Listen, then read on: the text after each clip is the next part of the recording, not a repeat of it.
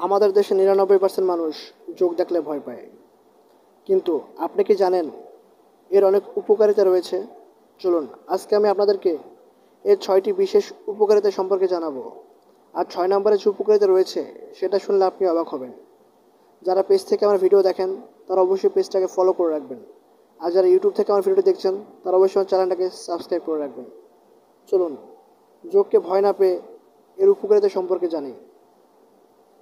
বর্ষাকালের সময় চলন বিলের মানুষজন বিলের পানিতে নেমে মাছ ধরা, ধান রোয়া, নৌকো চালানো এইসব কাজে ব্যস্ত থাকেন। আর পানিতে নামলেই আমাদের সবার মাথায় একটাই প্রশ্ন থাকে, যোগ ধরবে না তো? কিন্তু জানেন কি, এই যোগ আমাদের শরীরের জন্য অনেকভাবে উপকারী।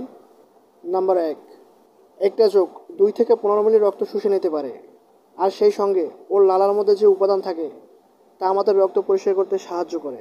নাম্বার 2, যোগের লালা রক্ত জমাট বাঁধতে দেয় না, এতে শরীরের পচে যাওয়া বা দূষিত রক্ত সহজে বেরিয়ে আসে।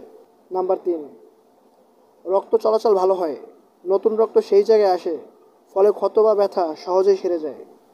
নাম্বার 4, যোগের লালায় থাকা কিছু উপাদান রক্তে শর্করা মাত্রা কমাতে সাহায্য করে, ডায়াবেটিক রোগীদের জন্য এটি খুবই উপকারী।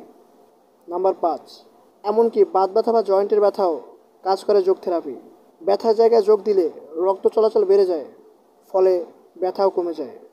এবং 6 নম্বরটা হলো, যদি যোগ কোনোভাবে আপনার জায়গা মতো চলে যেতে পারে তাহলে এখানে আপনার উপকার থেকে ক্ষতিটাই বেশি হবে।